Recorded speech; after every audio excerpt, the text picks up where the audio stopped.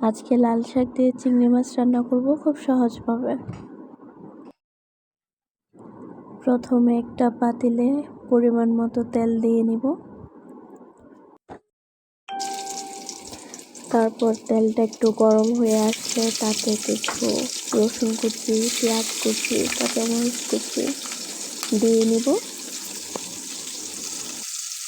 এরপর পেঁয়াজ রসুনগুলো একটু ভাজা ভাজা হয়ে গেলে তাতে চিংড়ি মাছগুলো দিয়ে দিব। খুব সামান্য পরিমাণে চিংড়ি দিয়েছি। তাতে একটু লাল মরিচ, হলুদের গুঁড়ি, একটু জিরা মশলা দিয়ে নিয়েছি। তারপর খুব সামান্য পরিমাণে পানি দিয়ে নিব, একটু জাল করে নিব। মশলাগুলো একটু জাল করা হয়ে গেলে তাতে শাকগুলো ঢেলে দেব। এরপর খুব ভালোভাবে শাকগুলো নাড়াচাড়া করে সুন্দরভাবে রেখে দিতে হবে, কিছুক্ষণের জন্য অপেক্ষা করতে হবে।